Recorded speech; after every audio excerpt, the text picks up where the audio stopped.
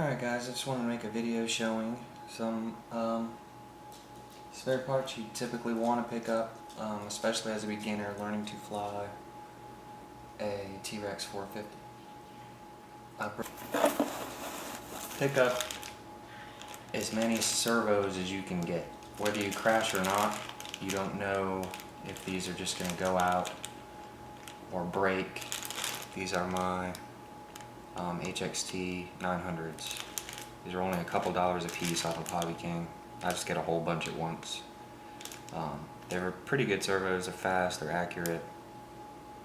They generally don't mess up or strip a gear or anything unless you do crash. But just having spares is really good, especially since they're so cheap. This is just a screw set. It's pretty generic from a Trex 450. I bought a couple sets. I think I bought one set from Hobby King and one set from eBay. The Copter, if you want to get them from eBay, get the Copter X screw set. You're going to want to pick up at least a couple of tail booms. Have one or two sitting in your spares box. You never know if you like this. This video is mainly for new pilots of the Trex 450 clones or a regular Trex 450. These are the Hobby King aluminum booms. Exactly what's on the heli now. They're really lightweight, really strong. Main shafts. You're going to want to pick some of these up. This is the main shaft in the middle.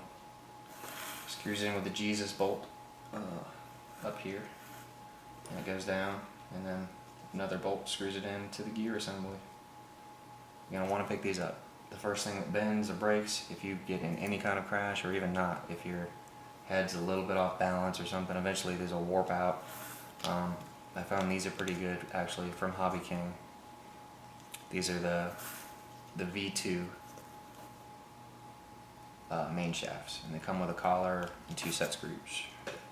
This is the tail pitch slider assembly.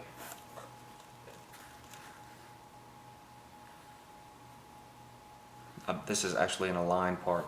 I don't recommend you using the Hobby King brand of this part or any other off-brand, because they're right here on the bearing connecting the pitch assembly to the slider and the bearing. It's always so wobbly on the generic ones. These this aligned part is just excellent. The part number is HS1304A. Another part you might want to get, the tail shaft, and they already have the housings on them for the belt drive.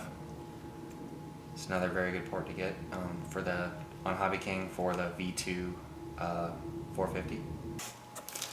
Alright, you're going to need some main blades, especially if you're new to these. You're going to crash, you're going to mess up your blades. If you even contact the blade and damage anything on the blade at all, replace them. It weakens them, you don't see a crack inside.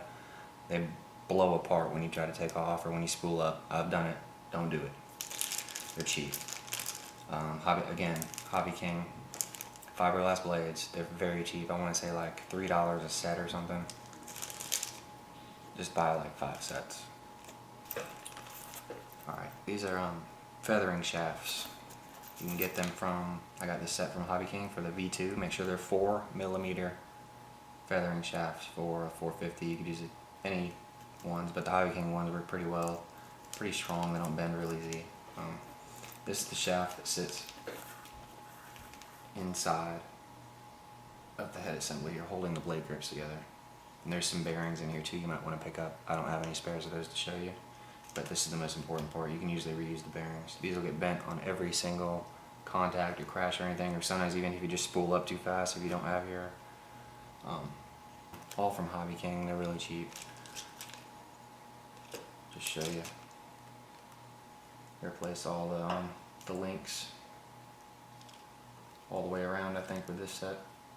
It's got the blade grip links, the swash links up to the pitch assembly. And I think it's even got the servo to swash links. It's got them all, and they're only like $1 or something on Hobby King. This is the main gear assembly. You can get it from Hobby King for very cheap, or you can do like I'm using now. I bought an actual, you can't see it, but I bought it. It's running in a line gears and bearing in there. The one-way bearing. It's pretty important. Sometimes these cheap ones it kind of wears down the inner shaft in here, and then it just will slip and you won't get any power. And if it happens in the air, it's not very fun. These are the O-rings for inside of the head here, and they go between the feathering shaft and this head assembly here. And these thicker ones, I forget the dimensions on, but these are for the V2 head.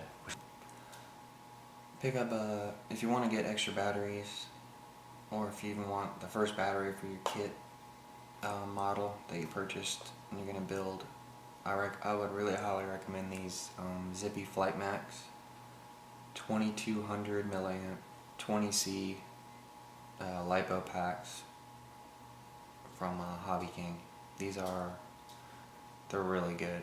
I've used the YKS. I've gotten off eBay for like $22 a piece, and those get puffy, really puffy. This one has got about 60 cycles on it. It's not puffy at all. I still get I think I get like a good 2280 to 2300 milliamps that I can put back into these when I charge them with my smart charger.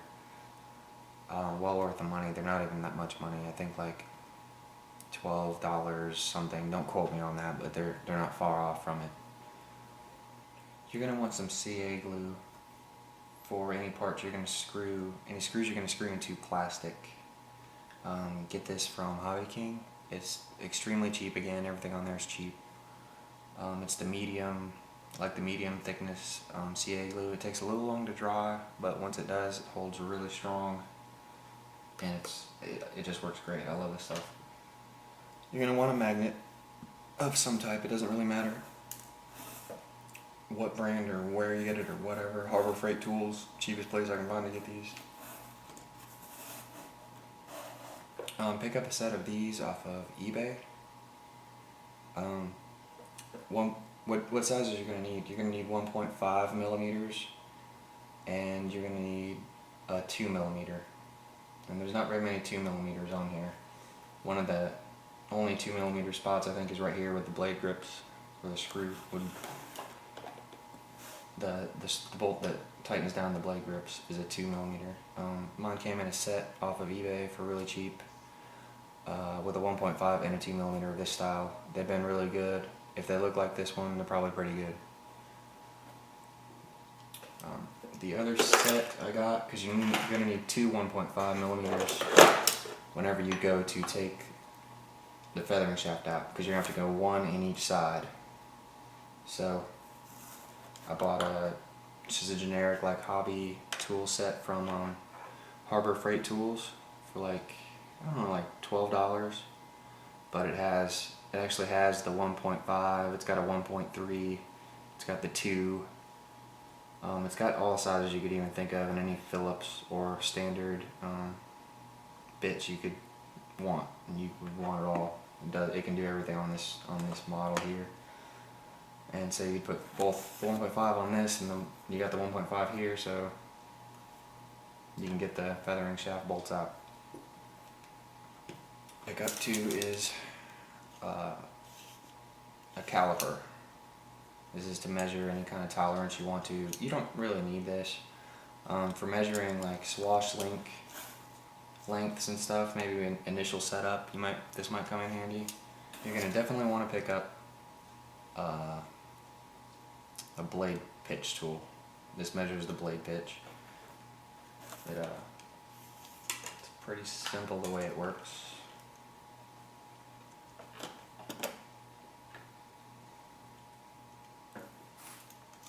You're going to clip onto the end, not the end, you're going to clip on probably right around here, make sure it's straight across the blade. And you're going to want to make sure, I don't have enough room on my table, you'd make sure to put like your blade holder down to make sure the fly bar is level, and then you can, as the pitch changes, this will adjust up and down to tell you where you're at. You definitely want for setting up your swash plate initially, you'd have the whole head assembly off, as in when you're building your Trex 450 clone. And this swash plate setup tool, you'll pull this off, take the Jesus bolt off, take everything off the head except for leave the main shaft in there and the swash plate in there. And this will slide down over the main shaft and sit right on 3 points.